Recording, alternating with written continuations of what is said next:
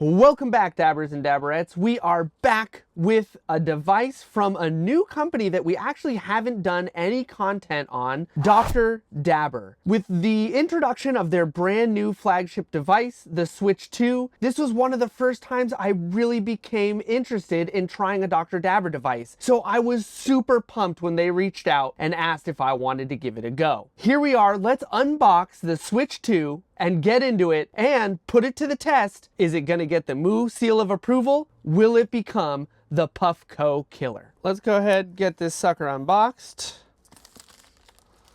It's a pretty big box to begin with, which means it's gonna be pretty hefty. Let's take a look at the back. Looks like we're gonna get a 20mm quartz cup, some app-enabled things, an IR sensor to monitor the temp. I wonder, interesting. So this tells me, this might actually tell me real bowl temp, which is really cool. Omnidirectional heating, dynamic heat modes, emulate real quartz banger experience. That's interesting. All right. Dr. Dabber drop heated loading tool is included. All right. So it kind of comes with everything you need in the box. Let's go ahead and pop this open. A little bit awkward to get the bottom to slide out and have everything not fall apart. Here's that part. Here's this part. Pull tab. Ooh. Once you get it open, there's a little QR code to scan to get the app. This nicely packaged for what it is. So it looks like we got the main device, pretty hefty. The loading tool, nice little hot knife thing. We'll get to that in a second. Very cool. And then let's see what comes in the rest. Cable, some tweezers. That's an interesting one. I don't really know why we'll need tweezers. A charging brick. They always recommend to just use the charging brick that you get with it. Nothing special. Type-C, 5V 3A, 12V 3A. So looks like just standard USB-C. All right, that's everything. So pretty simple. Doesn't really look like they gave me any startup instructions at all, which is okay. Looks like you scan the QR code and it dumps you to this page where it wants you to get Lab Link app. So go ahead, click here, and let's go ahead and download the app. And then once you have this all downloaded, you're gonna go to drdabber.app, hit go, and we're gonna go ahead and make an account. And then once you log in and you have your account, it pops up like this with the Switch 2, and I'm gonna just hit launch, and nothing happens. All right, well.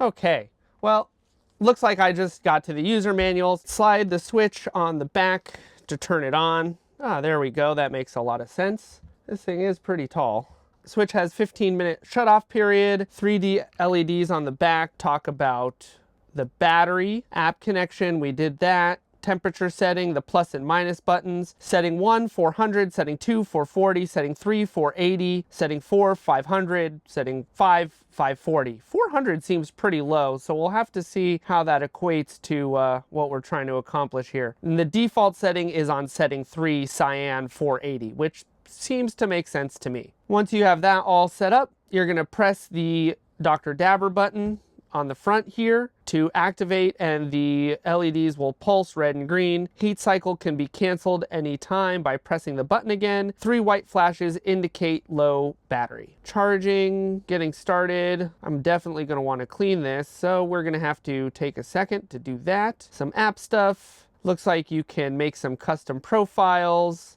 light modes. Okay, so we're gonna have to take some time to really dive in and learn this device. To get this cleaned out, let's go ahead and just start pulling it apart. I have no idea what I'm doing and there's no instructions on how to pull it apart, so I'm just gonna start guessing. Wow, okay. This just pulls out of the top, which is nice. That's cool. It's an all glass situation. I mean, if I can avoid a silicone air path, that might be a good thing. Watch out, Puffco. It is big. I will say it is big. This thing is big. This comes out. Okay, that pulls out. That's the carb cap joystick ball situation. Has some good movement. Looks like all these little rubber bits can pull off the glass and get that out of there. All right, we'll leave that together for now. That took me a little bit of reading to an investigation to figure this out, but it looks like to get further down, you have to pry this part off, take the lid completely off to get down into the insert. The instructions did say only remove the insert if you absolutely have to. It should not be necessary to remove the insert for any normal cleaning. And then the insert just pulls out and it's just a standard, and it just looks like a 25mm glass insert there and a metal bucket for heating. And I think that's about as far as it deconstructs. So that's it. So these are the big parts that you're looking at: a glass insert, aluminum top, and a glass piece. We're gonna go ahead and get these cleaned up. All right, and we're back. Now that I have it all cleaned up, a little just thoughts on cleaning and some explanations. I guess the tweezers, this was to pull the insert out. I didn't really need it. Maybe if it's a little dirtier, this will help me, but for the time being, I think I'd rather use something like these wood tweezers to deal with the insert, so I'll probably just not use these. I did notice on the glass as I was cleaning it and all that other good stuff is it does have a pretty nice 5-hole perk situation on the bottom for some nice airflow and chug.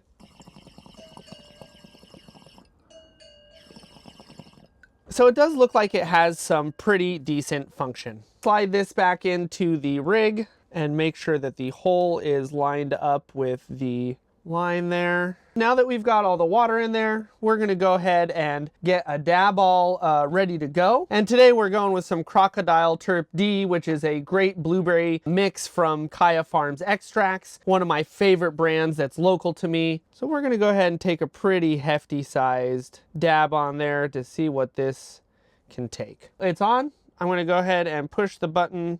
I'm not really sure if you're supposed to do a cold or a hot start on this, so we're gonna go ahead and do a cold start just for the first time. Since it is an E-rig, I think that's kind of the way to do it. I'll probably end up doing hot dabs eventually, but for this purpose, let's go ahead and just get it preloaded. 1, 2, 3, 4, 5 to turn the tool on.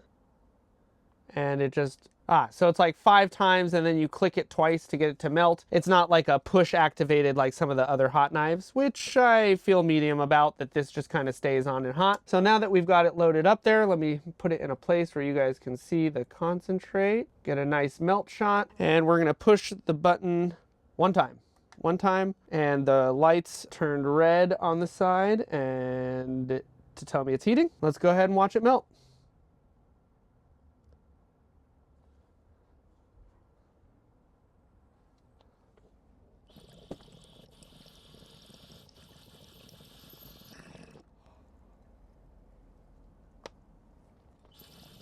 At 480, which that was a pretty decent experience. Let's go ahead and Q-tip this out and see how it did on the inside. Nice. It didn't burn my dab, nothing too pyrolized. It doesn't look like it chazzed the insert at all. This is one part where I'll probably have struggles with this device is, for me personally, I would want to take the insert out right now and dunk it. And just to make sure that it never chazzes and always stays really clean.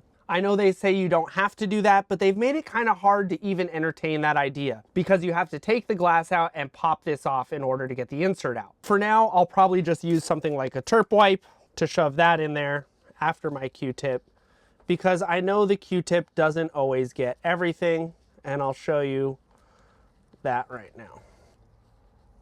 And that little bit of leftover, I know it's not much, but that's why I would want to dunk it. Because a dry Q-tip or even an ISO Q-tip just really isn't going to get everything in there. But that being said, it was a really pleasant dab. It had good airflow and didn't just absolutely destroy my lungs. My personal preferences is I do like it just a little bit more restrictive in the water piece, but this water piece does have a lot of chug to it. And I'm sure with some third-party ball caps, you could find a really good combination to make this device perform even better.